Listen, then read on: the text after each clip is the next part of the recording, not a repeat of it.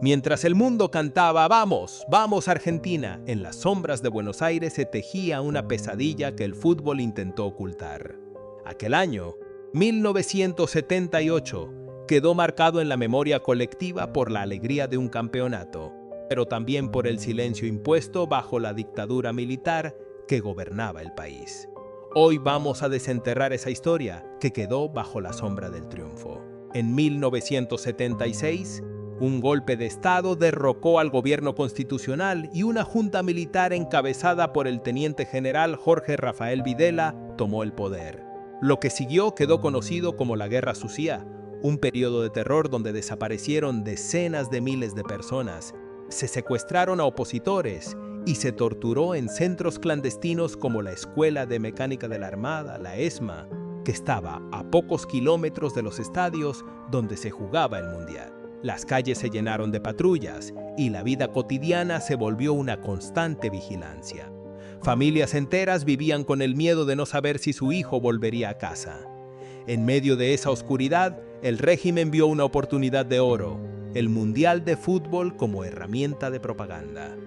Cuando en 1974 la FIFA anunció a Argentina como sede, el gobierno militar comenzó a comprar una imagen de normalidad y democracia para el mundo. Los estadios se llenaron de banderas, los medios internacionales transmitían imágenes de multitudes celebrando, y la prensa mostraba una Argentina festiva y segura. Todo eso se construyó para contrastar con la realidad que se vivía fuera del campo: desapariciones, torturas y censura. La selección, liderada por el delantero Mario Kempes, se convirtió en el rostro de esa propaganda. Cada gol, cada victoria, alimentaba la narrativa de un país unido y pujante. Cuando Argentina llegó a la final contra Holanda, el país entero se paralizó ante la transmisión en vivo. En la noche del 30 de junio, el Estadio Monumental vibraba con los cantos de los hinchas y el sueño de un título mundial se hacía palpable.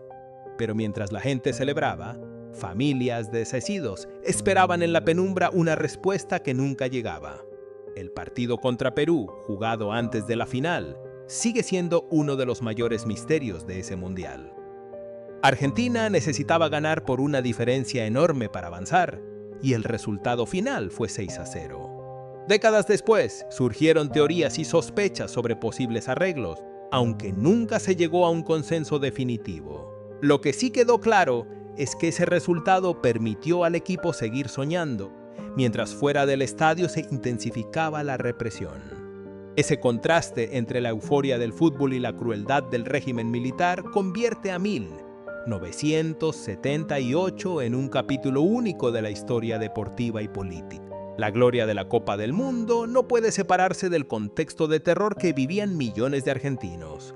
Cada gol, cada celebración, llevaba consigo una capa oculta de propaganda, una máscara que intentaba borrar la realidad de la guerra sucia. Al final, la historia nos muestra cómo el deporte puede ser usado como una herramienta de poder, capaz de distraer y encubrir atrocidades. La victoria de Argentina quedó manchada por el recuerdo de una dictadura que utilizó el Mundial para lavar su imagen. La pregunta que queda es: ¿puede un país celebrar un triunfo deportivo mientras su gente sufre bajo la sombra de la violencia estatal? ¿Qué piensas tú? Déjame tu opinión en los comentarios. Y así, mientras el eco de los cánticos se perdía en las tribunas, la sombra de la represión se cernía sobre cada esquina del país.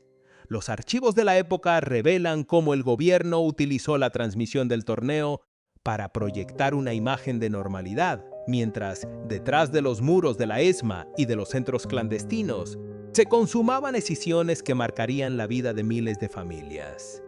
La prensa oficial mostraba a los jugadores como héroes nacionales, y los carteles de la campaña Argentina, la tierra del fútbol y la paz decoraban las calles, ocultando la realidad de los desaparecidos. En los años posteriores, la apertura democrática trajo consigo la necesidad de reencontrar la verdad. Los juicios a los militares, las comisiones de la verdad y los testimonios de los sobrevivientes fueron pasos esenciales para romper el silencio impuesto durante la dictadura. Sin embargo, el recuerdo del Mundial sigue siendo un punto de encuentro donde convergen la celebración deportiva y la reflexión política. Para muchos, El gol de Kempes representa no solo la consagración de un sueño futbolístico, sino también el último suspiro de una propaganda que intentó borrar el dolor de una generación. Al observar los archivos audiovisuales de aquel torneo, es imposible no percibir la dualidad que marcó el momento. La cámara enfocaba a los hinchas ondeando banderas, mientras en los noticieros internacionales se mostraban imágenes de los juicios y de los restos, encontrados en las fosas ocultas. Esa superposición de imágenes dejó una huella profunda en la memoria colectiva, alimentando debates que aún hoy se reabren en cada aniversario del título.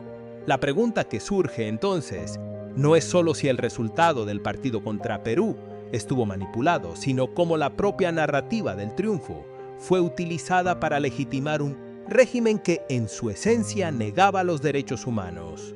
Los historiadores coinciden en que el deporte, y en particular el fútbol, posee un poder simbólico capaz de unir a una nación bajo una causa común. En el caso de 1978, esa fuerza se convirtió en una herramienta de distracción, una cortina que permitió que los actos de violencia continuaran sin la mirada crítica del mundo. La lección que podemos extraer es que la gloria deportiva no debe celebrarse en el vacío, sino contextualizada dentro del entorno social y político que la rodea. Cuando los estadios se convierten en escenarios de propaganda, la responsabilidad recae también en los espectadores, en los periodistas y en los gobiernos que permiten que el espectáculo se use para encubrir la verdad. Hoy, más de 40 años después, la Argentina sigue lidiando con las secuelas de aquel periodo.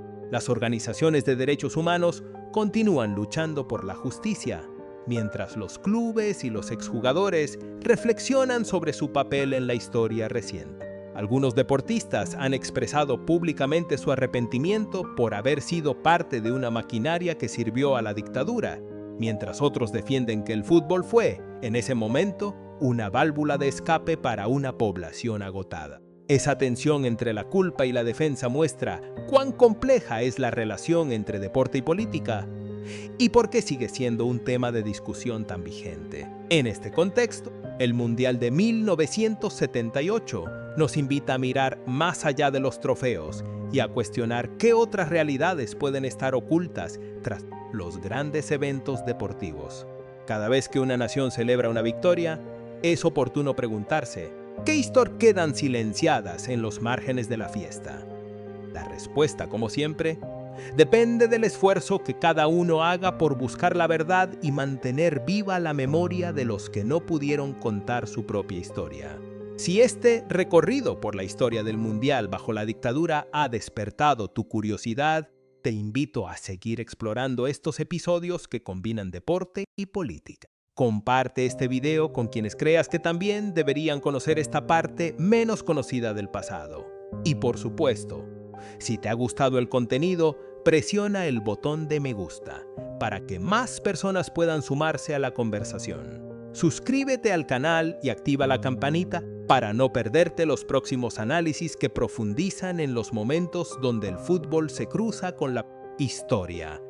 La historia nos muestra que los laureles pueden brillar, aun cuando la sombra sea profunda, pero es nuestra tarea iluminar esos rincones oscuros y recordar que detrás de cada gol hay seres humanos cuya vida merece ser escuchada. ¿Qué opinas tú sobre el uso del deporte como herramienta de propaganda? Déjanos tus reflexiones en los comentarios y sigamos construyendo juntos una visión más completa del pasado. Gracias por acompañarnos y